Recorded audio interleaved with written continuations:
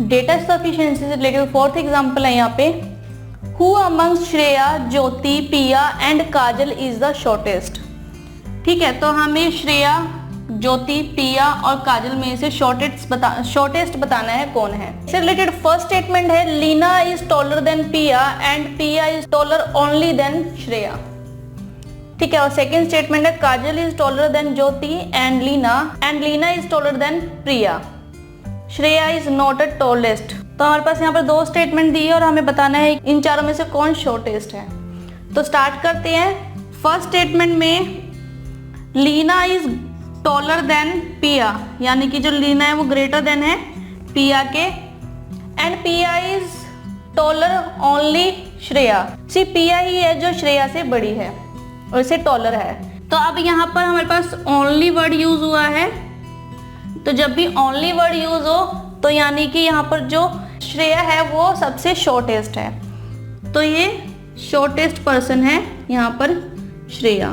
तो first statement में हमें पता है सबसे शॉर्टेस्ट पर्सन कौन है, वो है श्रेया। ठीक है, तो हमारा आंसर होगा यहाँ पर श्रेया। तो अब हमारे पास यहाँ पर फर्स्ट स्टेटमेंट से जो आंसर है वो हमने फाइंड आउट कर लिया है। तो देखते हैं सेकंड स्टेटमेंट में। सेकंड स्टेटमेंट में दिया हुआ है Kajal is taller than Jyoti, Kajal is taller than Jyoti and Leena is taller than Piya. तो Leena is taller than Piya, Shreya is not a tallest. तो श्रेया टॉलेस्ट नहीं है, तो ऑब्वियस होगी कि वो शॉर्टेस्ट है प्रिया से भी। तो हमें यहाँ पर लीना और ज्योति का नहीं पता है कि इनमें से कौन स्मॉलेस्ट है और कौन सा टॉलेस्ट है।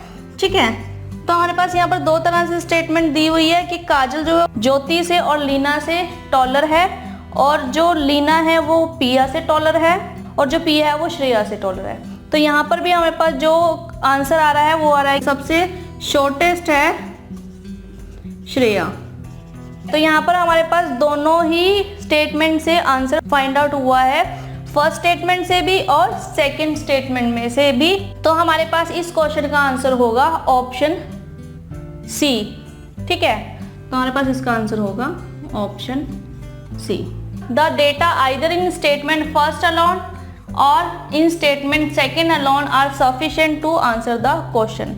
हमने यहाँ पर अकेले फर्स्ट स्टेटमेंट से भी आंसर फाइंड आउट कर लिया है और यहाँ पर सेकंड स्टेटमेंट से भी हमने आंसर को फाइंड आउट कर लिया है। तो दोनों ही स्टेटमेंट से यहाँ पे अलोन जो है आंसर हमने फाइंड आउट कर लिया है।